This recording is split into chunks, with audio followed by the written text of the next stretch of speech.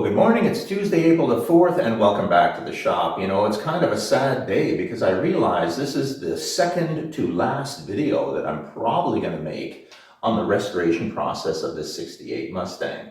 Basically, over the last 2 years, I've covered everything from replacing all the panels and painting it and getting it ready the way it is. What's left? Well, really, it's just the C-stripe. We have to put the C-stripe on this car. Now, there's a couple of other things I want to do. First thing, when I was testing the audio system, and if you want to see how you set up a high-powered audio system, you can check the video link above. But basically, I found that the center speaker, the dash speaker, which is run directly from the head unit, is getting too much bass. And when I turn the stereo up, that front speaker starts to distort a bit. Now, that's an easy fix.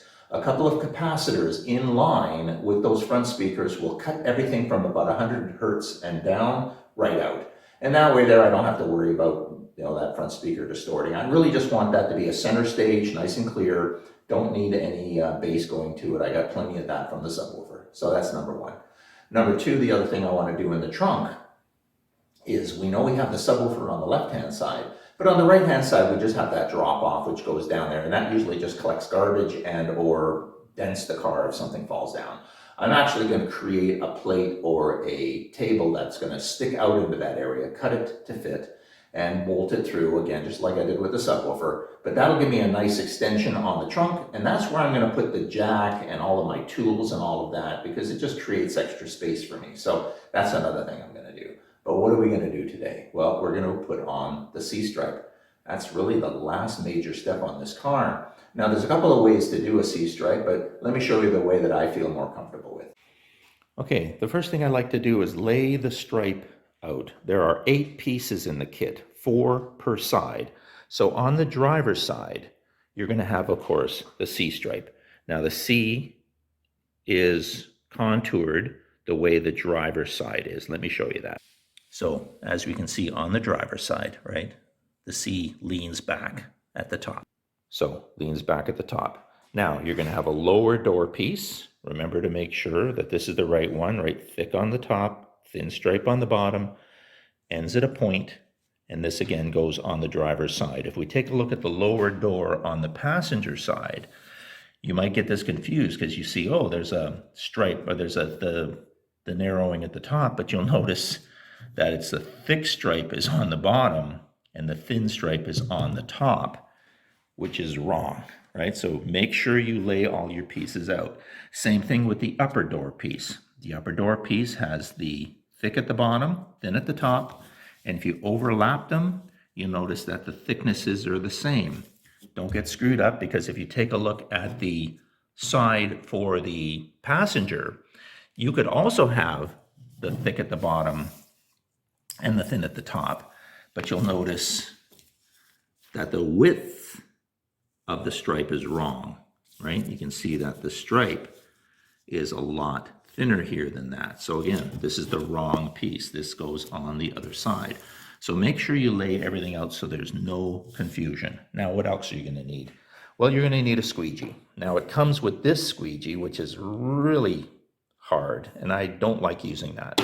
I'm going to use, for the initial getting rid of the glass cleaner, is I'm going to be using a lot thinner, a little easier to bend.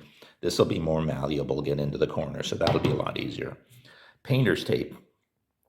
On the door stripes and on the fender stripes, you're going to want to hold that stripe in place, so you can put this tape over that and hold it onto the body just while you straighten it out. A couple of microfiber cloths are always going to be handy, because when you're squeegeeing out the glass cleaner, you want to make sure that you have something that you can mop it up.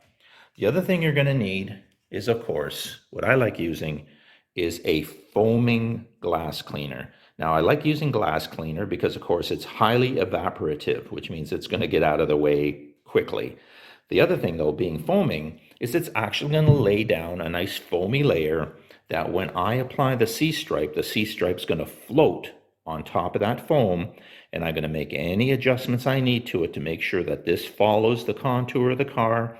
These two ends go right around the B-pillar so that they can wrap before I squeegee out the foam. And of course, you guys know I have a heat gun, so we're going to use the heat gun on a low setting. And we're going to use that just to get rid of all of the last remnants of the window cleaner. And then once that's done, we can then peel off the upper coating here. But I'm getting ahead of myself. Let's get to the car. This would be one of those times where it would be great if this car was on a lift where I could then be eye level with this, but obviously I can't be. So the other thing is we know there's no wax on this car, right? It's never been waxed. I did a little bit of buffing on the hood and the trunk, and I used some of the wax there, but I knew that wasn't going to be putting C-stripes up there. So there's no wax on this surface. So if you are going to be doing this, make sure you use a wax remover if you've got a waxed car. Now, of course, cleaning is the other thing. So we have to make sure we clean the area up. So, and again, so there's that foaming as I mentioned to you earlier. But let's get rid of any finger marks. Let's get rid of any greases or oils that have been put on the car. So let's get rid of that. The other thing I'm going to do is open the door. Because remember, this seat stripe is going to wrap around the pillar here. So I'm just going to clean the inside as well. Make sure that we get all of this off. Okay, so just an initial fitment. I have not yet peeled off the adhesive layer. Now, the way the C-stripe works is you obviously want to make sure you have enough material to wrap. The second thing is this hard line here, the actual line of the lower stripe does not go right on the edge of the body line. It actually goes above that edge, maybe about 1/8 of an inch, even 3/16 of an inch, it goes above it. Now, of course, there's going to be different variations because these were all hand applied, right? So some will be a little different than others. But the way I like to do it is I want my stripe to be just above that hard line. Like I said, about 1/8 of an inch above the hard line. As far as the back, we want the back stripe to not also be on that hard line, right? There's the hard line here. We want it back about the same thing, about 1/8 of an inch back. And then if we do that all the way down, and then I hold it here, and again, it doesn't matter if the top moves, and then we run this out, you'll see this does exactly the same thing. It comes just below the hard line, about 1/8 of an inch below the hard line, and again, about 1/8 of an inch below this body line here as well. So this is kind of where we want this C-stripe to end up. And then once this is in place, we can then run the door stripe out, or we can run the lower door stripe out. But again, we can then base it off of the original line here. So the key though, is if I would peel the backing now and try to get this in place without any of that foam, if I make contact and it sticks, I'm done, right? Because it'll stretch. Remember, this vinyl is going to stretch easily. So if it sticks and then I try to peel it or move it, I could ruin it. So what we need to do is we need to get this in place, but we need to be able to move it. And the only way to do that is with the foam.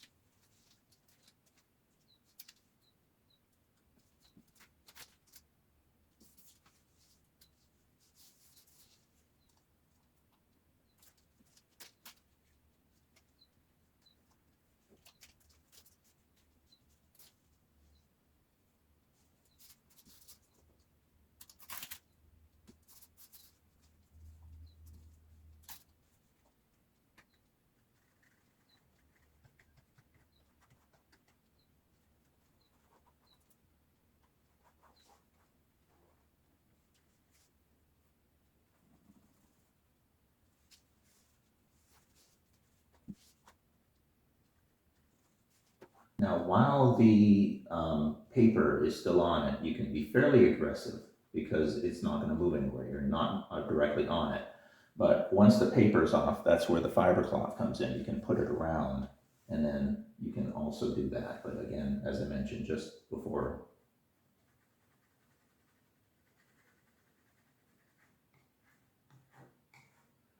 now what I'm trying to do is remove any air bubbles I see or creases in the plastic. But a lot of that can come out with the heat as well. So as far as stage one, we're pretty good. I'm going to open the door. And then we're going to wrap these pieces.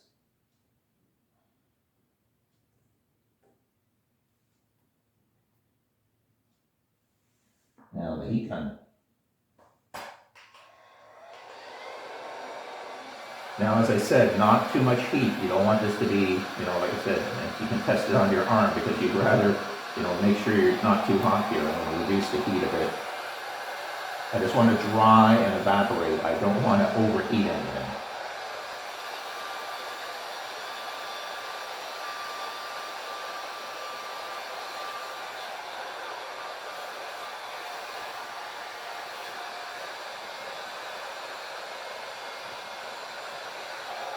And as you can see, the heat draws out more moisture. So we want to get more of that out.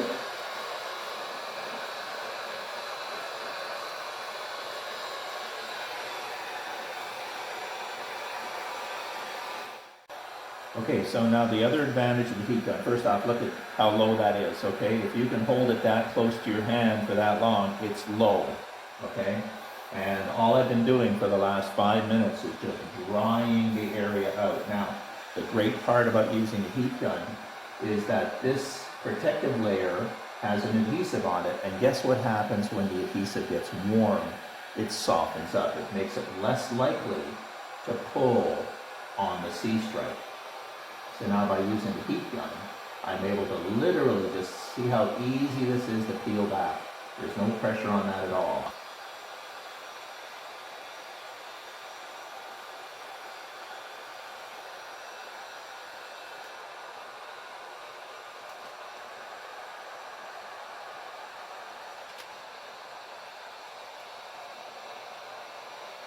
Now the other thing I try to do is I try to keep it bent as low as possible. If you do this, you're going to have more likely to pull it away.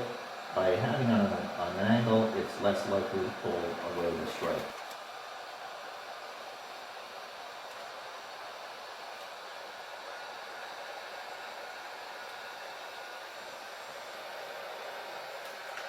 Now it's only when this is off are you going to actually now start seeing some of the wrinkles in the paint or in the sticker. Don't worry about those, like I said. What you can do with those now is you can come back with the squeegee, but as I said, protect the stripe now. Wrap it in the cloth, and that way there we can start working out some of these. Let me turn off this. So I'm looking at reflections now, and it's only at this point can you actually start seeing some of the little bubbles that were left behind. As I said, protect the stripe against the plastic, put this in its way, and what you can do is you can start working out some of those bubbles. Patience is definitely going to be a big part of this, all right? So you have to really make sure you take your time, have a nice light that rakes across. You can see any of the little bubbles, and you can just work them out. They do work out, but just nice and lightly. Again, you're trying not to stretch the vinyl, because if you do, you're going to distort your lines. And we have the stripe on. So now we're just on top of the seam, which is exactly where I wanted it. I guess it's about 1/8 of an inch across the top. On the bottom, we are just below the line. So again, we're going to continue the line out onto this lower part. And then on the top part here, again, we're just going to hit this with foam. We're going to put that top piece on just like we did this piece. Make sure we align it all the way along so it's about that 1/8 of an inch across the top of that hard body line all the way to the fender. And then once we get that set, we can then put the fender piece on. Now, the reason the C-stripe goes on last, obviously, is because basically, if any adjustment now to the fender and the door and all of that, I'll throw your C-stripe off. So make sure you're happy with all of your alignment. Make sure your fender is where it's going to stay, because if you're thinking of moving your fender, it's too late. But basically, that's it for step one. All right, so let's go off and let's put on the upper door, and then let's put on the lower door, and then we're going to save the fender for last. Now the door stripe is the same thing, right? Make sure you have the orientation right. Thick stripe on the bottom, thin stripe on the top, and that is going to run across the door. Now they give you plenty, right? There's lots of overlap on both sides. So what I like to do on the back is overlap it so that I can align the to align the two stripes back here, because that's critical. That combination here where it aligns in the back is critical, Where it ends up here is obviously important as well, but not as important because then we can always key the front fender off of it. But basically we want to make sure that we get this stripe all the way across this body so that it lines up everywhere we want to go. Okay, so let's film it.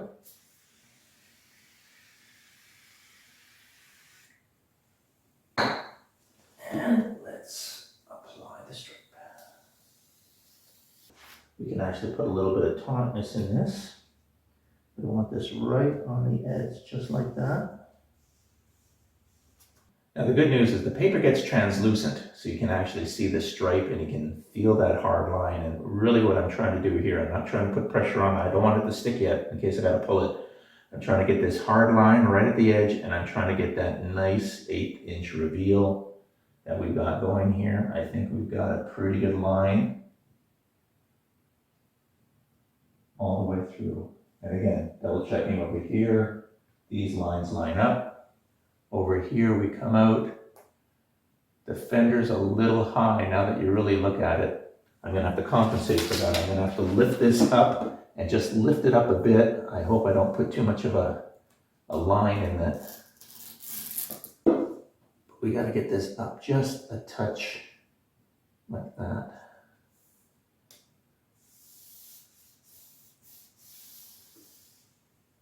Because we need the fender line to continue on the top of that by about 1/8 of an inch.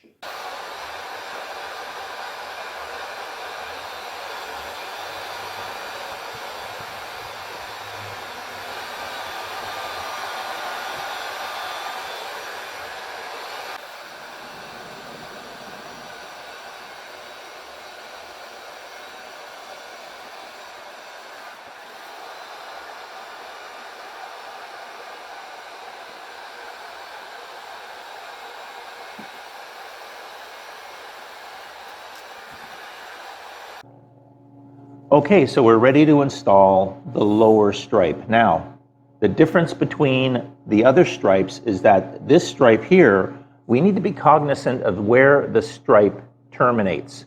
Now, it's the same thing with the lower door stripe and with the fender stripe, because you can't have the fender stripe accidentally run off onto the headlight extension, right? It's got to be on the fender. So you need to start from the left and work your way back. Now, in my case, the body line ends right there. So to the left of that mark, this is convex. This is just an angle. But as soon as you get to about here, I can actually start seeing the body line.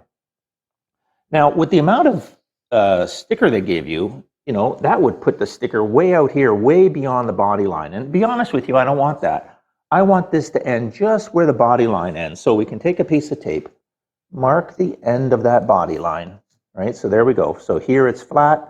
Here is the body line. So what we want to do now is take this, place it where we know it's going to end right at the body line, and work our way backwards. Now you can see there's a ton of excess sticker, right? And I'm not going to use that. So what I can do is put this back, leave some for wraparound, and what we can do is cut it right there. That way there, we now have a regular size sticker. It's going to end right at the body line, and it is going to run all the way back. And it's easier now that it's this short to line it up with the original sticker. So that is where we actually want this, right there. I can feel the body line. And again, the sticker is below the body line. It's not on it. And that works all the way back to here.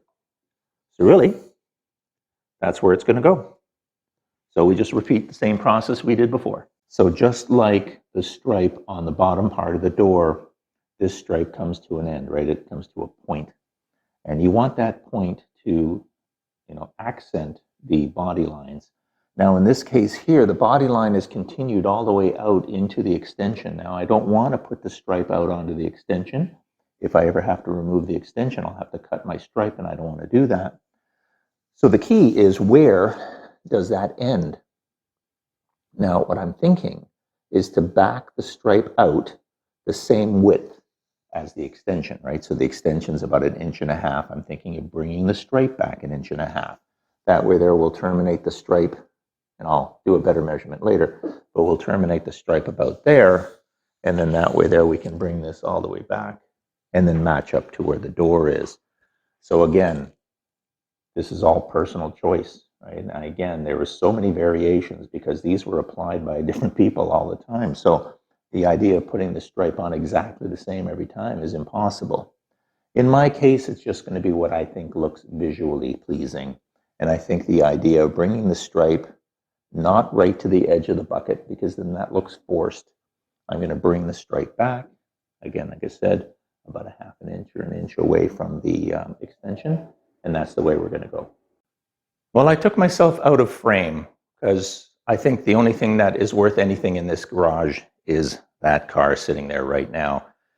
As I mentioned, mixed emotions, everyone. This is completed. 2 years of restoration. This car is now ready to go get certified and get plated so it can be driven on the road. Now, I'm going to make a final video that is going to go through everything I've done to this car, and that'll be coming up. But basically, what I did here is, of course, I had to match the stripe onto the door. But as I said a few minutes ago, I terminated the point about 1.5 inches away from the end of the fender, which is about the same width as the extension. I did this on purpose because I wanted this to look like I purposely put it here. And I know that sounds silly, but when I originally played with this and I took that line right to the end, it looked funny because basically it looked like I should have taken it to the end of the extension. Well, you can't do that because if you have to remove the extension, you're going to have to cut your stripe, and you don't want to do that. So basically, by putting it back that 1.5 inches, I think that gives this a nice finish here. And of course, then the stripe just runs down the body line. It's parallel along the hard line, so I can put my hand along the hard line and I can feel the stripe, and the distances are good all the way along. And the same thing down here on the lower stripe, as I mentioned. I terminated this right where the body line stops, because you have this hard line here, but that hard line stops right there. And what I did is I just took that right to the end of the hard body line because I didn't want to carry it out. I think it looks better with this actually being a little shorter like it is. I took about 6 inches off of the back of that. So, like I said, that is it. Car's complete. No more working in the garage, I guess. Just have to wait for nicer weather, and we can finally start driving the car. So as I said before, I am going to make one final video, and that is going to go through the entire car from the front to the back, everything we've done, all the neat electronics that we have in the car, all the things that we've done to the car, but that's for another day. So that's it. I hope you enjoyed the video, or hope you enjoyed the second to last video of this channel. And if you did enjoy the video, hit that like button. Hopefully I've helped you with the stripes. Again, as long as you put something down that is going to allow the stripe to move, you're going to have time. You can actually peel the stripe back off. You can move it around. And that way there, it gives you time to work. Now, it's a little bit more of a pain because you then have to, squeegee all that crap out. But I would rather spend the half an hour squeegeeing out the window cleaner than unfortunately putting the sticker on and it's wrong. So like I said, you have to pay your dues. And when you restore one of these cars, you're going to pay big time. Anyways, thanks for watching. I guess one more video to come, and I'll see you then.